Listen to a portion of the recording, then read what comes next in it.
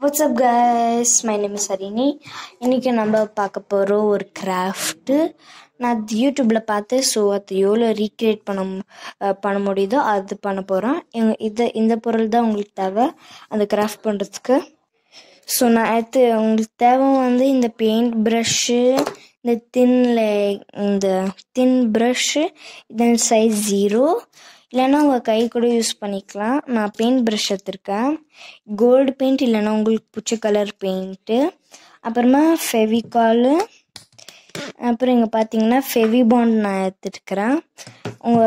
அப்புறமா origami sheets ஒரு square போதும்னு நினைக்கிறேன். கத்திரி மோஸ்ட்லி யூஸ் பண்ணும்.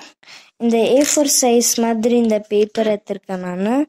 ஒன்றும் கொஞ்சம் பெரிய ஷீட் உங்களுக்கு தேவை, இந்த மாதிரி பிளாக் கலரில் இல்லைன்னா உங்களுக்கு பிடிச்ச கலரில். அப்புறமா கார்ட்போர்டு, இல்லைன்னா இந்த மாதிரி ஒரு கார்ட்போர்ட் ஷீட் மாதிரி தின்னா ஒரு ஷீட் எடுத்துக்கலாம். நீங்கள் ஏதாவது கார்ட்போர்ட் கூட எடுத்துக்கலாம். ஸோ இப்போ ஸ்டார்ட் பண்ணலாம்.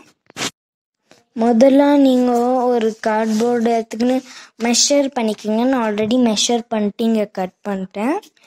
அப்புறமா உங்களுக்கு இந்த மாதிரி ஒரு ஷீட் இல்லை சார்ட் பேப்பர் கூட யூஸ் பண்ணிக்கலாம் அது ஒட்டுறதுக்கு. இப்போ ஃபெவிகாலில் போட்டுட்டு ரொம்ப திக்காக போடாதீங்க. பெயிண்ட் ப்ரஷ் எடுத்து அப்படியே ஒரு மாதிரி இப்படி ஸ்ப்ரெட் பண்ணிக்கோங்க. ரொம்ப தின் லேயர் உங்களுக்கு தேவை.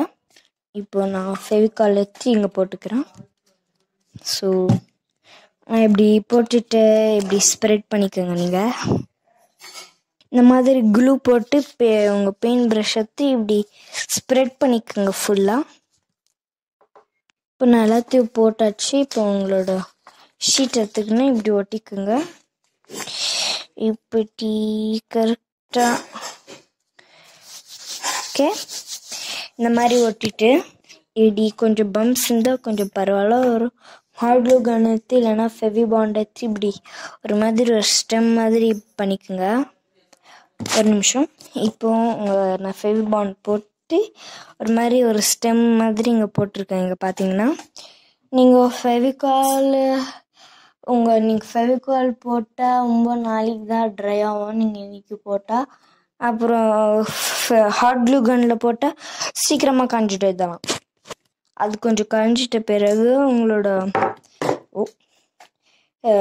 உங்கள் பெயிண்ட் எடுத்துக்கின்னு இப்படி அது மேலே ஸ்டெம் மேலே ஒரு பெயிண்ட் பண்ணிக்கோங்க.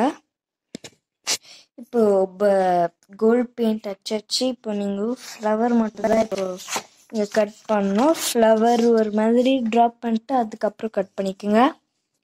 ஸோ நான் இப்போது எல்லாம் இந்த ஃப்ளவர் மாதிரி இங்கே கட் பண்ணியிருக்கிறேன்.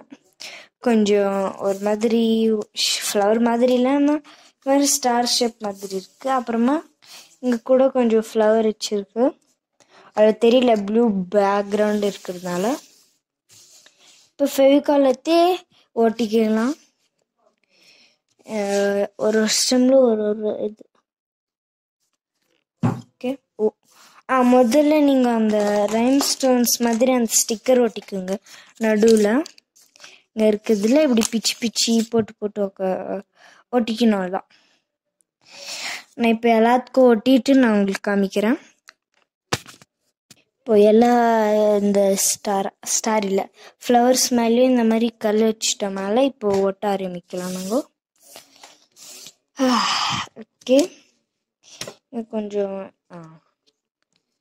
முதல்ல எது ஒட்டலாம், இந்த பாயிண்டியாக இருக்குது அது ஒட்டிக்கலாம். இது ஒட்டினே எல்லாத்துலேயும் போங்க.